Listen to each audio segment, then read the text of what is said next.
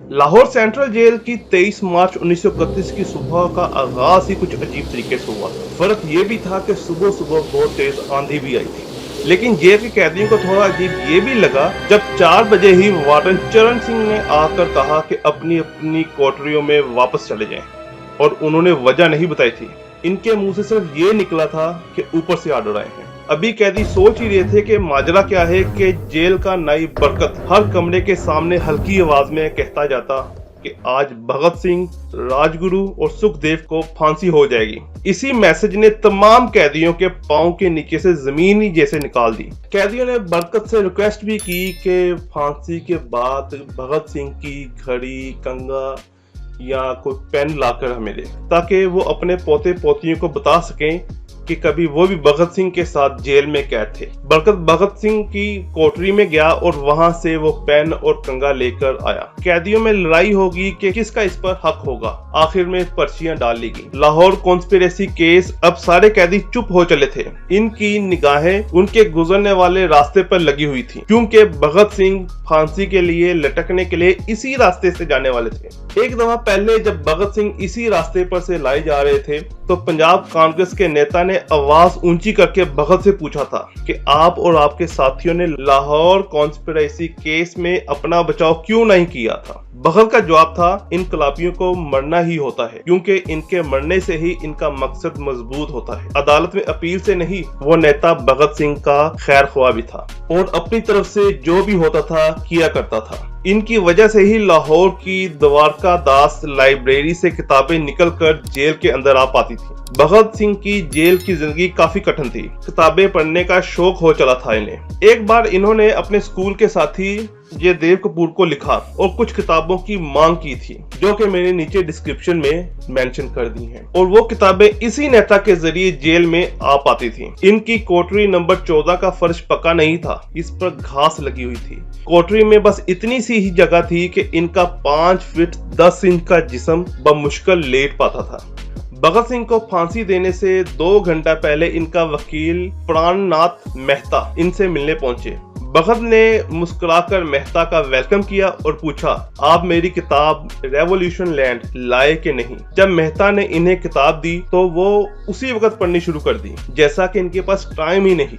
मेहता ने भगत सिंह से पूछा कि आप जनता को क्या पैगाम देना चाहेंगे, तो भगत ने किताब से मुंह हटाए बगैर ही जवाब दिया, सिर्फ 2 पैगाम, अंग्रेज हुकूमत मुर्दाबाद, इनकलाब जिंदाबाद। इसके बाद भगत ने मेहता से कहा कि वो नेहरू और सुभाष चंद्र बोस को मेरा शुक्रिया अदा करना, जिन्होंने मेरे केस में गहरी दिलचस्पी ली थी। मेहता राजगुरु से मिलने गए। उनकी कोठरी में पहुंचे। राजगुरु के आखिरी अल्फाज थे, हम बहुत जल्द मिलेंगे। मेहता के जाने के कुछ ही लम्हे बाद जेल के सिपाहियों ने तीनों इनकलाबियों को बता दिया कि इन्हें वक्त से 12 घंटे पहले ही फांसी दी जा रही है। अगले दिन सुबह 6 बजे की बजाय इन्हें इसी दिन शाम 7 बजे फांसी दी जाएगी। भगत सिंह मेहता की आखिरी दी गई किताब के अभी चंद ही सफ़े पढ़ पाए थे कि इनके मुंह से निकला कि आप मुझे इस किताब का एक चैप्टर भी पूरा नहीं करने देंगे। भगत सिंह, वक्त हो गया है। एक क्रांतिकारी दूसरे क्रांतिकारी से मिल रहा है, चलिए। भगत सिंह ने जेल के एक मुस्लिम सफाई वाले से वादा दिया था कि इनके फांसी से एक दिन पहले शाम का खाना मुस्लिम अपने घर से लेकर आएगा, लेकिन वो वादा भी पूरा ना हो सका। वो जेल के गेट के अंदर ही घुस ना पाया। थोड़ी देर बाद तीनों इनकलाबियों को फांसी के लिए इनकी कोठरी से बाहर निकाल लिया। भगत सिंह, राजगुरु और सुखदेव ने अपने हाथ जोड़े और अपनी आजादी वाला गीत गाने लगे। इनका एक एक करके वजन लिया गया। सबका वजन बढ़ गया था। इन तीनों से कहा गया कि अपना आखिरी स्नान कर लें। फिर इनको काले कपड़े पहनाए गए। चरण सिंह ने भगत सिंह को कहा कि अपने गुरु को याद कर लो। भगत बोले, पूरी जिंदगी मैंने अपने रब को याद नहीं किया, बल्कि मैंने गरीबों के हक के लिए रब को शिकायत की है, और अगर मैं अब इससे माफी मांग लूं तो वो कहेंगे कि इससे बड़ा डरपोक कोई नहीं।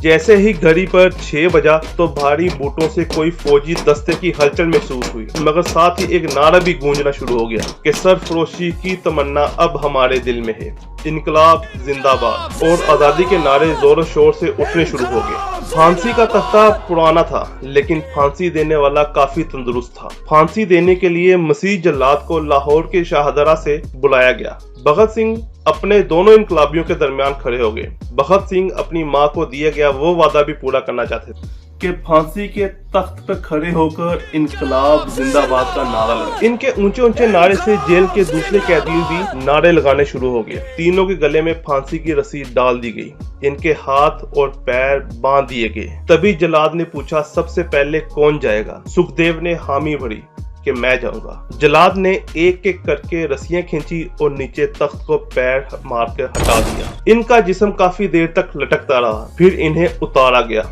वहां पर मौजूद डॉक्टरों लेफ्टिनेंट कर्नल जे नेल्सन और लेफ्टिनेंट कर्नल NS सोंधी ने डेड होने की तस्दीक दी। एक जेलर पर इसका इतना असर हुआ कि जब उसे कहा गया कि इनकी तस्दीक कर ले तो उसने साफ इनकार कर दिया और इसे उधर ही नौकरी से निकाल दिया गया। पहले कानून था कि फांसी वाली बॉडी का अंतिम संस्कार जेल में ही किया जाता था, लेकिन बाहर की बढ़ती हुई भीड़ देखकर ये अंदाजा लगाया गया कि अंदर उठता धुआं देखकर हजूम गेट तोड़कर अंदर घुस सकता है। फिर पिछली दीवार तोड़ी गई और ट्रक अंदर लाया गया। एक कबाड़ी सामान की तरह इन्हें ट्रक में लाद दिया गया।